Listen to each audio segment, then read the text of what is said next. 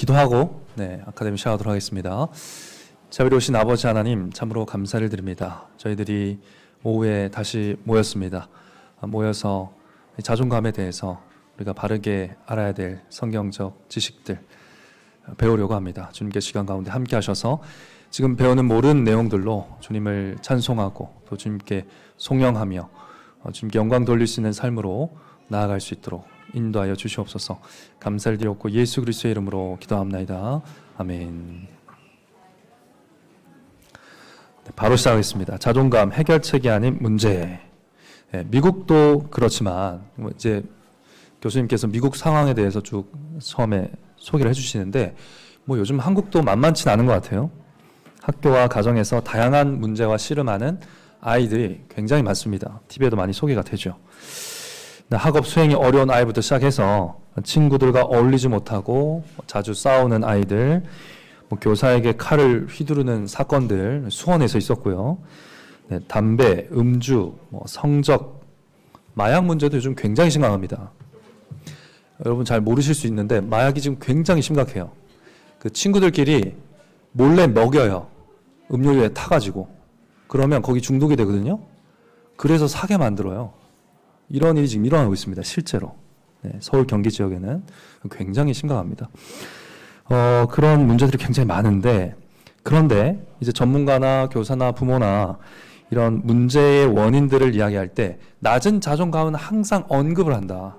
모든 게 낮은 자존감 때문이다 까지는 아니더라도 여러 문제의 원인들 중에 반드시 한 가지 언급하는 게 뭐냐면 낮은 자존감이 낮아서 그렇습니다 라는 얘기를 꼭 한다는 거죠. 그래서 자기 자신에 대해 좋게 느낄 수 있도록 도울 수 있다면 문제가 해결될 것이다, 이렇게 가르친다는 겁니다. 그리스도인도 낮은 자존감이 많은 문제의 근원이라는 생각을 다 가지고 있습니다. 저희도 똑같은 상담 프로그램 보고 똑같이 어떤 심리학을 매체를 통해서 배우고 있기 때문에 그런 생각 많이 하고 있습니다. 그래서 자녀 교육에 초점을 잡을 때 자녀가 스스로를 좋게 느끼도록 돕는 것이 최선이다라는 생각을 그리스도인들도 하게 된다라는 겁니다. 그래서 부모는 반복적이고 집중적으로 자녀를 칭찬하는 것이죠. 가능한 비판과 징계를 피하고 아이가 원하는 것을 제공해야만 한다라는 의무감이 이제 부모님들이 은연중에 다 있습니다.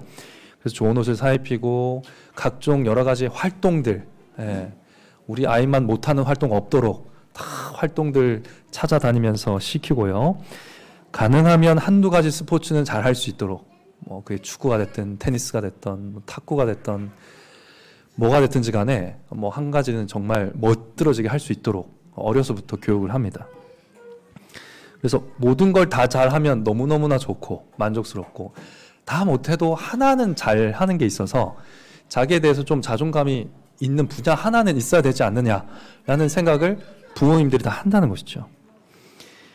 이것이 기독교 학교에서도 비슷한 기조가 나타나기도 한다라는 것입니다. 한편으로는 부모의 압력 때문에, 또 한편으로는 교사가 계속해서 연수를 받으면서 지금 최신 유행하는 교육법을 연수를 받죠. 그러면서 이제 학교에 계속 들어가는 겁니다.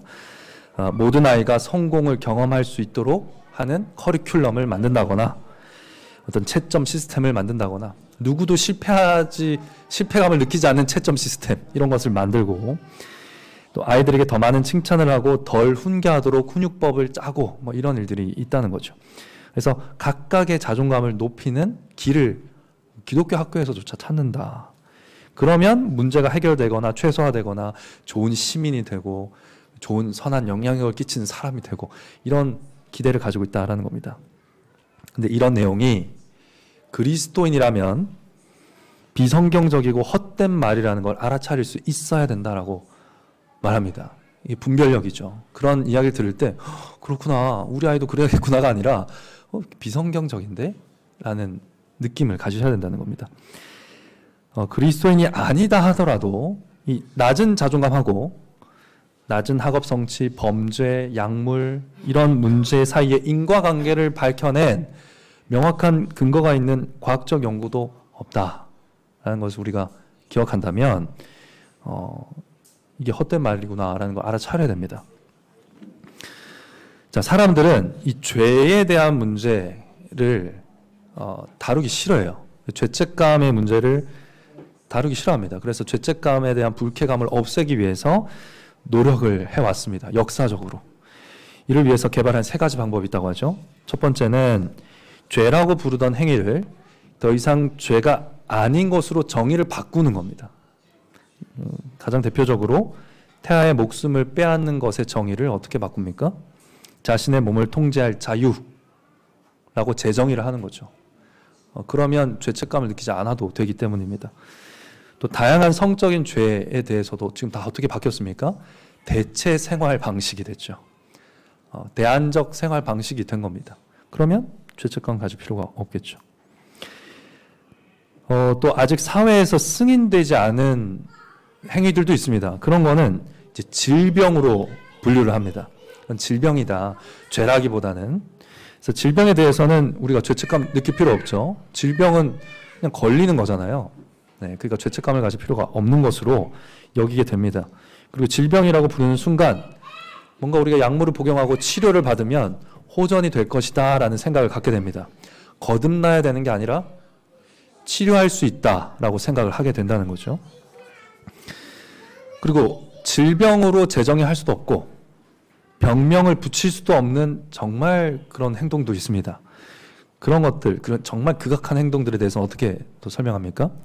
외부 영향으로 책임을 돌리는 거죠. 그래서 바람직하지 않은 일을 하는 사람에 대해서 어떻게 아주 보통 불합리한 사회 구조의 희생자로 만듭니다. 이거는 사회 구조적인 문제다. 저 사람이 희생자일 뿐이다. 이렇게 바꾸는 방법이죠. 이 과정에서도 죄가 사라집니다. 그래서 아무도 죄책감을 느끼지 않아도 되게 되는 거죠. 그래서 이 죄책감을 계속 없애는 방향으로 역사가 계속 나아가고 있습니다. 물론 우리가 기억해야 되는 거는 그런 것도 있어요. 신체 문제 때문에 신체 원인에서 기인하는 어떤 좋지 않은 행동도 있습니다. 뭐 뇌종양은 비정상적인 행동을 유발할 수 있고요. 특정 신체 기능 장애가 우리가 나쁘게 보는 행동을 만들 수도 있습니다. 실제로 호르몬 분비의 잘못 때문에 우리가 좀 싫어하는 아이들의 행동이 나올 수 있어요. 그 신체 문제 때문일 수 있습니다. 그런 것도 있습니다. 그래서 어떤 것은 그냥 약을 잘 먹으면 금방 해결되는 문제도 있습니다. 그런 유형의 행동도 있다는 거는 저희들이 인정을 해야 될 것 같아요. 그 문제는 뭐냐면 부모들이 그 자녀의 문제가 뭐든지 간에 원인 어디서 찾는다는 겁니까? 신체적인 원인이나 환경적인 원인에서만 그 해결 방법을 찾는다는 거죠. 그게 문제라는 겁니다. 그래서 환경적인 것을 바꿔주거나 약물을 잘 복용하거나 치료를 잘 받기만 하면 괜찮아지겠다. 죄를 다루지는 않고 인간이 나면서부터 가지고 있는 죄의 문제는 들여다보지 않고 그렇게 치료를 받거나 환경을 바꾸거나 하면 좋아지겠거니라고 생각한다는 게 지금 문제라는 거죠. 인간의 타고난 선함에 대한 이 오래된 이단 사상은 다른 어떤 이단보다 자녀 양육과 교육에 더 많은 문제를 일으켰다. 이렇게 말을 하고 있습니다. 행코 교수님께서. 부모들은 더 많은 자유를 주지 못해서 자녀의 자존감을 높여주지 못했다는 것에 대해서 죄책감을 느끼기 시작했고요. 그러나 진실은 무엇입니까? 너무 많은 자유를 허용하기 때문에 문제가 일어난다는 것이죠. 그게 진실입니다. 죄 가운데 태어난 아이로 다루지 않기 때문에 그런 시선으로 보지 못하기 때문에 문제가 커진다는 게 진실이라는 겁니다. 그래서 우리 그리스도인들은 첫 번째로 이 자존감 문제에 대해서 해야 될 일이 뭔가 성경을 통해서 확인해야 된다는 것이죠. 시편 51편 5절입니다. 내가 죄악 중에 출생하였으며 모친이 죄 중에 나를 잉태하였나이다. 너무나 잘 아는 말씀이죠. 예레미야 17장 9절 만물보다 거짓되고 심히 부패한 것은 마음이라. 이런 말씀이 있습니다. 이런 구절도 비롯해서 수도 없이 많죠. 하나님께서 우리가 죄 가운데 태어났고 완전히 타락했다는 것을 이해하기 원하신다는 것을 성경을 보면 알 수 있다는 겁니다. 우리가 타락했다는 것을 우리가 이해하기 원하십니다. 하나님은. 그래서 성경에 그렇게 많은 타락에 대한 구절이 있는 것이죠. 또 하이델베르크 윤리문답 8문답에 가장 분명하게 또 클리어하게 잘 정리가 되어 있습니다. 그러면 우리는 그토록 부패하여 선은 조금도 행할 수 없으며 온갖 악만 행하는 성향을 지니고 있습니까? 그렇습니다. 우리가 하나님의 성령으로 거듭나지 않는 한 참으로 그렇습니다. 이렇게 말하고 있다는 거죠. 근데 이걸 우리가 잘 잊어버립니다. 양육을 하거나 자녀 어떤 문제를 다룰 때는 이거 다 맞는 말인 줄 알지만 내 자녀한테 적용하지 않는 거죠. 자기한테도 적용하지 않고. 이 교리는 우리가 자녀를 이해하고 훈육하는 데 있어서 굉장히 중요한 교리입니다. 언약의 자녀는 다른 모든 사람들과 마찬가지로 죄 가운데 태어납니다. 그리고 거듭남도 이 죄악된 충동을 완전히 제거하진 않아요. 성경에 나오잖아요. 그죠? 육체의 소욕은 성령을 거스리고 성령의 소욕은 육체를 거스르나니 이 둘이 서로 대적함으로써 너희의 원하는 것을 하지 못하게 하려 함이다. 거스르는 게 이때잖아요. 거듭났음에도 불구하고 내가 원하는 바 선은 행하지 아니하고 도리어 원치 아니하는 바 악은 행하는도다. 원하는 바도 행하지 못하는 강한 죄성이 우리 안에 있다는 겁니다. 또 아비들아 너희 자녀를 노엽게 하지 말고 오직 주의 교양과 훈계로 양육하라. 그러니까 우리가 주의 교양과 훈계로 양육해야 한다는 것이 우리의 양육의 출발점이 되어야 한다는 것입니다. 네. 그래서 성경은 우리가 자기 자신에 대해 좋게 느끼는 것을 원하지 않는다고 분명하게 말한다. 사실 그 반대라는 겁니다. 성경의 가르침을 요약한 하이델베르크 교리문답은 위로 가운데 복된 인생으로 살고 죽기 위해서 가장 먼저 알아야 할 것을 뭐라고 말합니까? 나의 죄와 비참이 얼마나 큰가. 네. 위로 가운데 복된 인생으로, 행복한 복된 인생으로, 복스러운 인생으로 살고 죽기 위해서 제일 먼저 알아야 될 게 뭔가? 내가 나의 죄와 비참이 얼마나 큰가. 그거가 제일 처음에 알아야 될 지식이라는 겁니다. 성경은 스스로에 대해서 매우 나쁘게 생각해서 내 삶의 유일한 소망이 그리스도라는 것과 그분이 모든 영광과 존귀를 받으시는 것을 봐야 한다고, 그리스도를 바라봐야 한다고 성경은 가르친다는 겁니다. 오늘 설교 말씀처럼 말이죠. 그래서 성경은 어디에서도 나를 더 존귀 여기라고 권하지 않습니다. 오히려 성경은 끊임없이 교만을 경고하고요. 겸손, 즉 온유한 마음을 가지라고 권고한다라는 겁니다. 우리는 온유함을 나타냄으로써 그리스도를 본받아야 합니다. 나는 마음이 온유하고 겸손하니 나의 멍에를 메고 내게 배우라 하셨습니다. 그러면 너희 마음이 쉼을 얻는다 그랬어요. 네. 또 예수님은 바리새인과 세리의 비유에서 하나님에 대해 가져야 될 태도를 가장 잘 보여주는데 하나님이여 불쌍히 여기옵소서 나는 죄인이로소이다. 이것이 우리가 가져야 될 태도입니다. 기본적이고 원초적인 태도입니다. 이렇게 말할 때 예수님 뭐라고 말씀하십니까? 내가 너희에게 이르노니 이 사람이 저보다 그 바리새인보다 의롭다 하심을 받고 집에 내려갔다고 합니다. 무릇 자기를 높이는 자는 낮아지고 자기를 낮추는 자는 높아진다. 이렇게 말씀하셨습니다. 사실 이 땅에서의 우리의 낮춤, 겸비함, 겸손함은 천국에서의 위대함의 열쇠다라는 것도 이 말씀이 말을 하고 있죠. 그러므로 누구든지 이 어린 아이와 같이 자기를 낮추는 그이가 천국에서 크니다. 이 땅에서 아이처럼 자기를 낮추는 그이가 천국에서 큰 자다. 말씀한다는 겁니다. 하나님께서 우리의 삶에서 증진시키라 하시는 영적 미덕을 보시면 꼭 뭐가 들어가 있습니까? 온유가 들어가 있습니다. 겸손한 마음. 오직 성령의 열매는 사랑과 희락과 화평과 오래 참음과 자비와 양선과 충성과 온유와 절제니. 온유가 들어가 있습니다. 자존감은 여기에 없습니다. 자존감은 없어요. 성령의 열매 가운데 자존감을 높이는 건 없어요. 우리가 거기에 너무 많이 마음을 두고 있다는 거죠. 오히려 영적인 미덕은 자존감과 반대되는 것으로 보이는 것이 훨씬 더 많습니다. 자존감은 자신보다 남을 더 낮게 여기라라는 우리의 소명하고도 충돌합니다. 내가 높아져야 되는데 어떻게 남을 높입니까? 남을 더 낮게 여기겠어요? 내가 존경함 못 받는데요, 그러면? 이런 우리의 사명과도 충돌한다는 것이죠. 우리는 우리 자신을 낮춤으로써 다른 사람을 높이라는 명령을 받았다라는 걸 기억해야 됩니다. 젊은 자들아 이와 같이 장로들에게 순복하고 다 서로 겸손으로 허리를 동이라. 하나님이 교만한 자를 대적하시되 겸손한 자들에게는 은혜를 주신다 하셨습니다. 그리스도의 제자도는 자기를 부인하는 것입니다. 자기를 존중하는 것이 아닙니다. 이것을 자녀에게 가르쳐야 하지 않겠습니까? 이게 예수께서 제자들에게 이르시되 아무든지 나를 따라오려거든 자기를 부인하고 자기 십자가를 지고 나를 쫓을 것이니라. 누구든지 제 목숨을 구원코자 하면 잃을 것이요 누구든지 나를 위하여 제 목숨을 잃으면 찾으리라 하셨습니다. 사도 바울도 똑같은 생각을 가지고 이렇게 말씀하죠. 또한 모든 것을 해로 여김은 내 주 그리스도 예수를 아는 지식이 가장 고상함을 인함이라. 내가 그를 위하여 모든 것을 잃어버리고 배설물로 여김은 그리스도를 얻고 그 안에서 발견되려 함이다. 이렇게 말씀하고 있습니다. 우리가 정직해야 됩니다. 우리와 자녀들이 자존감이 너무 적기보다는 사실은 너무 많죠. 너무 많은 게 항상 문제입니다. 오늘날 정말 심각한 위험은 과도한 자부심에 있습니다. 이게 이제 세대로 내려갈수록 더 심화되는 것 같아요. 요즘 MZ 하면서 뭐 나오는 얘기들이 다 그런 내용입니다.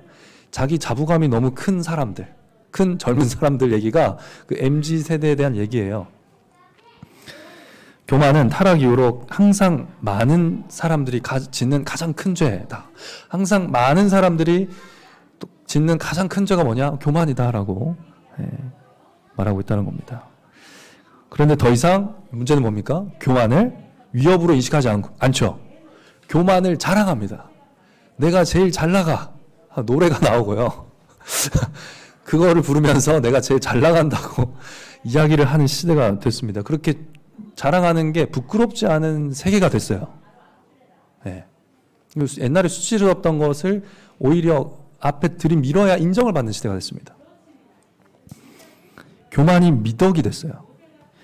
기독교인들은 소위 이 자존감 운동, 자존감 무브먼트에 대해서 디모데 후서에서 사도 바울이 예언한 삶의 양식의 일부일 뿐이라는 것을 포착해야 됩니다. 이렇게 말씀하고 있어요. 내가 이것을 알라. 말세에 고통하는 때가 이르리니 사람들은 자기를 사랑하며 돈을 사랑하며 자긍하며 교만하며 회방하며 부모를 거역하며 감사치 아니하며 거룩하지 아니하며 경건의 모양은 있으나 경건의 능력은 부인하는 자니 이 같은 자들에게서 네가 돌아서라 했습니다. 그러니까 자존감을 높이는 방향은 우리가 돌아서야 될 방향에 있다라는 것입니다. 자, 그러나 이 자신의 무능함을 확신하고 있기 때문에 제대로 생활하지 못하는 어린이와 어른들이 많다는 것도 사실이기도 합니다. 근데 이것이 오늘날 좀 더 큰 문제로 부각되는 이유는 한 두 가지 정도가 있다고 하는데요. 첫 번째, 이 나는 부족해라는 이 감정은 왜 생기느냐? 이 아이 주변에 둘러싼 문화와 사람들이 특히 이제 부모가 될 수 있겠죠. 부모와 어떤 가족들 혹은 자기를 둘러싸고 있는 사람들이 자고로 사람은 최고가 되어야 돼 라는 문화를 형성하고 있기 때문에 그 아이가 난 부족해, 난 못났어, 난 왜 이럴까 라는 생각을 한다는 거예요. 네. 그 문화의 영향이 이 자존감을 낮추는 문제를 더 악화시키는 요인이라는 겁니다. 그래서 2등은 가치가 없다. 어떤 면에서든 네가 뭐 어떤 분야에서든 한 가지는 네가 특출나야 된다. 우월해야 된다. 다른 사람을 밟아 이길 수 있어야 된다. 얘기한다는 것이 이런 가르침이 주위에 둘러싸고 있을 때 난 왜 이렇게 부족하지? 라는 생각을 한다는 겁니다. 이런 걸 가르칠 때 그 우월한 그 사람이 어떤 사람인지는 사실 관심이 없어요. 우리 정말 1등에 관심이 많죠. 뭐 축구선수 1등은 누군가? 호날두인가 메시인가? 이런 것들. 근데 호날두나 메시가 어떤 인품을 가진 사람인지는 사실 관심이 없어요. 그냥 그 사람들이 누가 1등인지만 중요한 거죠. 네. 그러니까 각 분야의 1등인 사람들은 주목을 받고 매스컴을 타고 우리도 관심을 가지고 좋아하기도 하지만 사실 그 사람이 어떤 사람인지에 대해서는 관심을 기울이지 않습니다. 단지 우월하다는 것 자체가 중요하다는 그러한 인식으로 우리가 살아가면 그게 문화로 형성돼서 아이에게 메시지로 다가오는데 그건 뭐냐? 난 그럼 왜 이렇게 부족하지? 라는 겁니다. 그러니까 여러분들도 만약에 난 왜 이렇게 부족하지? 라는 생각을 가지고 있다라고 본인이 느껴지시면 그런 문화에 영향을 받은 가능성이 매우 크다라는 것을 기억할 필요가 있겠습니다. 그래서 아이들은 이런 관점을 가지고 있는 경우에 다른 사람의 평가에 너무 의존한다라는 라고 합니다. 아이들은 자주 다른 사람들을 놀리고 비하함으로써 자기를 드높인다라는 것이죠. 놀리고 비하함으로써 자기를 드높이고, 어떤 아이들은 친구의 의견을 수용하고 따를 준비를 늘 항상 하고 있습니다. 네가 뭔 말만 하면 내가 따라갈게 하는 태도로 삶을 사는 거죠. 그래서 친구 따라 강남이고 어디고 가는 겁니다. 근데 또 부모들은 내 아이가 왕따가 될까 봐 그렇게 하라고 과하게 격려도 합니다. 친구들 말 잘 받아들일 수 있어야 돼. 수용할 수 있어야 돼. 이렇게 가르친다는 것이죠. 그러니까 이런 문화가 내가 부족하다라는 인식을 더 강화시킨다라는 겁니다. 또 다른 원인은 가정에 만연한 허용과 자유와 방종의 분위기다. 이것도 이제 분위기에 관한 내용인데요. 허용하고 자유를 주고 방종하게 하는 것들이 오히려 내가 부족해, 내가 무능해 라는 것을 더 강화시킨다는 것이죠. 자녀들에게는 부모의 확고한 가이드가 필요하다라고 합니다. 규칙을 어겼을 때는 규율이 적용된다라는 걸 분명히 알려줘야 되고, 자녀에게 하나님을 경외하는 가정 안에서 누리는 안정감을 누리도록 해야 한다는 겁니다. 거기에는 무서운 율법이 있는가? 그렇지 않습니다. 우리가 뭐 아니면 또 이렇게 생각합니다. 자유를 주는 게 아니면 강압이다 이렇게 생각하는데 그게 아니라는 것이죠. 하나님을 경외하는 가정 안에 누리는 안정감은 어떻게 주어지는가? 하나님을 경외하는 가정 안에서 사랑을 누리게 될 때, 그리고 그 자녀의 문제에 대한 관심이 있다는 걸 자녀가 알게 될 때, 그리고 어려움에 처한 그들을 위한 이 가족의 사랑 어린 지원, 전폭적인 지원과 위로, 격려 이런 것들이 있다는 것을 알게 될 때 안정감을 누린다는 것이고요. 뿐만 아니라 아무 사탕을 주지 않더라도 내가 자녀로서 지켜야 될 의무가 있다는 것을 알 때 자녀가 안정된다는 겁니다. 그리고 아무 사탕이 주어지지 않더라도, 초콜릿이 주어지지 않더라도 내가 지켜야 될 이 가족 안에서의 위치가 있다라는 것을 알 때 아이가 안정된다는 거예요. 정서가. 네. 그러니까 오히려 규율이 있고 규칙이 있어야 자녀가 내가 이 위치에서 이 정도는 할 수 있구나라는 규모를 가지게 되는 것이죠. 근데 자유롭게 해주면 좋은 것 같지만 결국 아무 기준 없이 여러분 우주에 무중력 상태로 휙 던져지는 것과 같은 상태가 되는 거예요. 그게 자유입니까? 아무것도 못해요. 무중력 상태에서 아무것도 못하잖아요. 중력이 있어야 뭔가를 합니다. 그 중력 같은 역할을 여호와를 경외하는 부모들이 해줘야 된다는 것이죠. 자, 그리스도인은 침울함과 자책에 빠지지 않는다고 합니다. 그는 다른 사람들의 평가에 의존하지 않기 때문이죠. 왜냐? 헤아릴 수 없는 은혜, 헤아릴 수 없는 이유로 하나님이 그리스도 안에서 우리를 높이 평가하신다는 걸 알기 때문입니다. 그리스도 안에서 우리가 받는 평가를 알기 때문에 하나님께서 우리를 높이 평가하신다면 우리가 자신을 가치 없는 것으로 여기는 것은 잘못이겠죠. 그리스도인은 하나님의 택하심과 약속을 지키시는 신실하심에 대한 확신 속에서 자존감을 찾습니다. 자기 존재감을 찾는다는 거죠. 내 존재가 하나님 안에 있다는 것에서 내 존재감을 찾는다는 겁니다. 이처럼 우리는 자존감이 아니라 하나님의 존중이 필요하다는 것을 우리 자신과 또 자녀에게 가르칠 필요가 있다는 겁니다. 우리는 하나님께서 상한 마음으로 통회하는 자, 온유하고 겸손한 자를 존귀하게 여기신다는 것을 알고 있습니다. 그래서 우리의 소망, 우리의 확신, 또 우리의 가치가 그리스도 안에 있다라는 것을 기억해야 할 것입니다.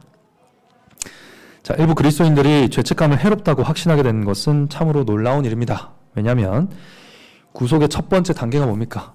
우리의 죄와 비참을 아는 것이기 때문입니다. 그 죄를 모르고 자백하면 구원의 길이 닫히게 됩니다. 죄의식은 우리가 그리스도 안에서 죄의 제거를 경험하는데 절대적으로 필요합니다. 죄의식이 있어야 그리스도 안에서 죄가 제거되는 것이 뭔지를 알죠. 그렇죠? 절대적으로 필요합니다.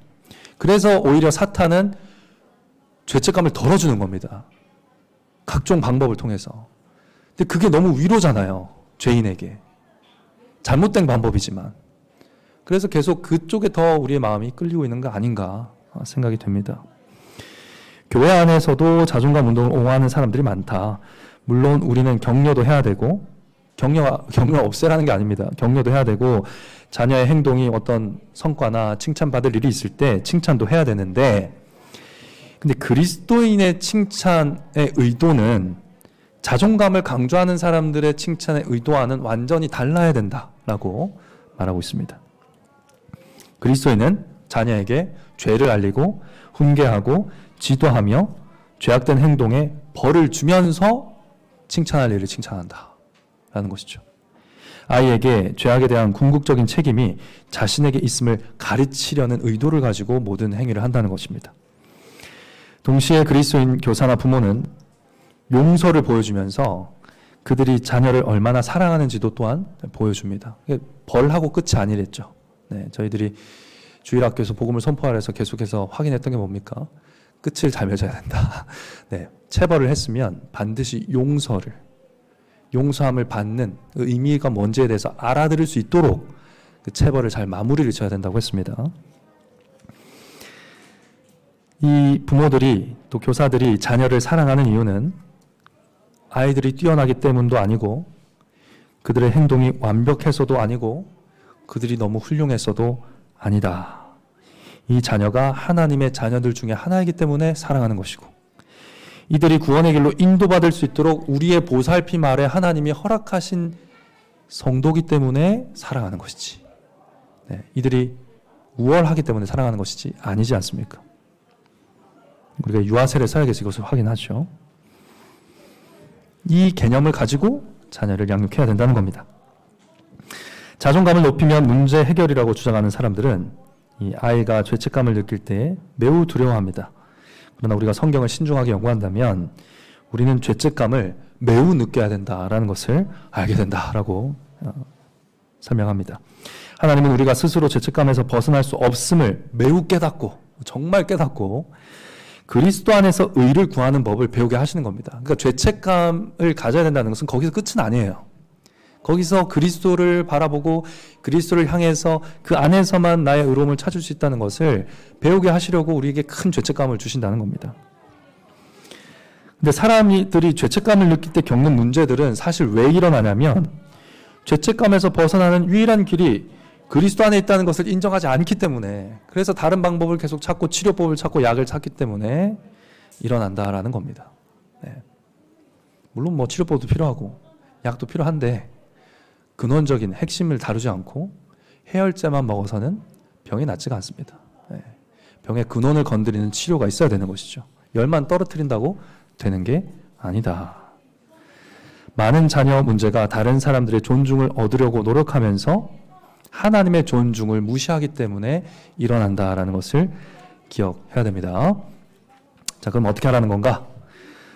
부모는 자녀들이 할 만한 일을 맡기고 그 일을 성실히 잘 해내도록 요구하면서 자녀들이 가족 안에서 존재감을 갖도록 할 수 있습니다. 또 부모들은 자녀가 올바른 길로 인도함 받도록 엄격하게 인도해주고 마음과 몸에 해로운 것을 거절하면서, 그러니까 쪼르면 주면 안 됩니다. 쪼른다고 주거나 뭐 하면 주고. 우리 셋째가 아주 잘하거든요. 거래를 잘합니다. 딱 하나만요. 조금만요.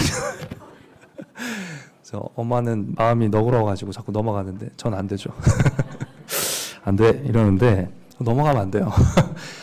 그게 해롭기 때문에 그렇습니다. 그게 해로운 거면 안 된다고 해야 돼요. 네, 안 된다고 말할 수 있어야 합니다. 그 마음을 기르셔야 돼요. 네.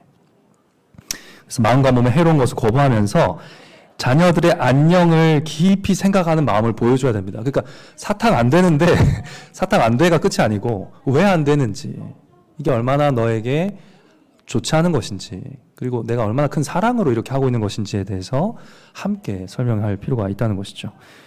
그래서 저는 아내가 필요합니다. 네, 아내가 잘 설명해 주기 때문에. 그리고 자녀에게 시간과 관심과 도움을 제공하면서 자녀에게 관심을 보여줄 수 있고, 많은 부모들이 자녀에게 이런 것들을 제공하는 것 대신에 물질적인 것과 그들의 욕구를 충족시키는 것으로 보상하려고 하는데 그것에는 만족함이 없습니다. 물질에 대한 것에는 만족함이 없어요. 계속 줘도 모자랍니다. 그걸로는 만족시킬 수 없다는 걸 기억하시고, 그리고 또 이걸 꼭 기억하면 좋겠어요. 나중에 문제 터지면 지금 써야 했을 시간을 그때 쓰게 됩니다. 그러니까 미리미리 쓰세요. 어릴 때, 괜찮을 때, 네. 엄마, 아빠 말 들을 때, 그때 시간을 써야 됩니다. 근데 그 시간을 자꾸 미루고 놓치고 하다 보면 나중에 문제 터져서 1년, 2년 다뤄야 될 일들이 생길 수 있습니다. 그래서 자녀와의 시간을 미리미리 가지는 것이 중요합니다. 어려운 거 아는데요. 그래도 해야 돼요. 네. 왜냐하면 그때 1, 2년을 통째로 써야 될 날이 올 수 있습니다. 네. 자신감의 부족으로 인해서 소극적인 아이들의 문제는 잘못된 인식의 문제라고 합니다. 아이가 무대에 나서지 못하는 이유가 뭘까요? 자기가 준비한 공연이 뛰어나지 않을 거라는 인식 때문이 아니겠습니까? 이런 인식은 어디에서 올까요? 1등이 아니면 아무것도 아니야. 제일 잘해야 돼. 네가 여기서 1등이어야 돼. 라는 우리의 부모의 말버릇, 습관, 선택, 행동, 여기에서 자녀들이 은근히 이제 은연중에 배워서 난 그럼 안 할 거야.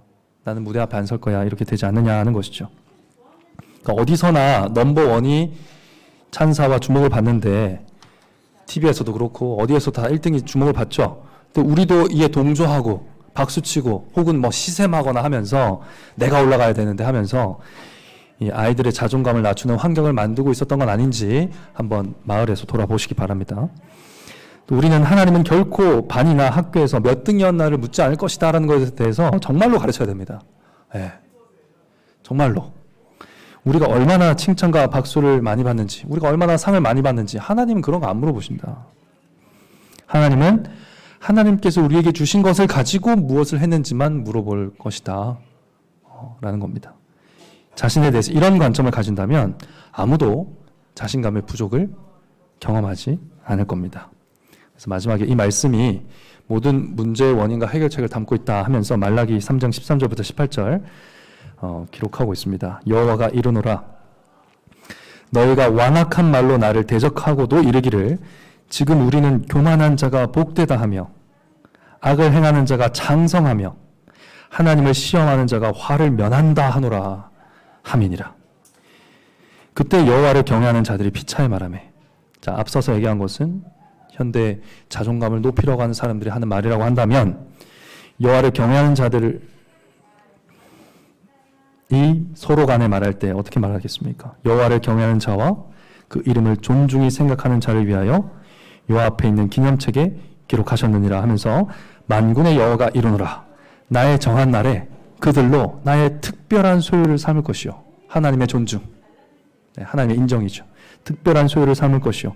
또 사람이 자기를 섬기는 아들을 아낌같이 내가 그들을 아끼리니 우리를 자녀와 같이 아끼리니 그때 너희가 돌아와서 의인과 악인이며 하나님을 섬기는 자와 섬기지 아니하는 자를 분별하리라. 이렇게 모든 강의를 다 요약하고 있는 말씀을 마지막으로 읽으면서 끝이 납니다.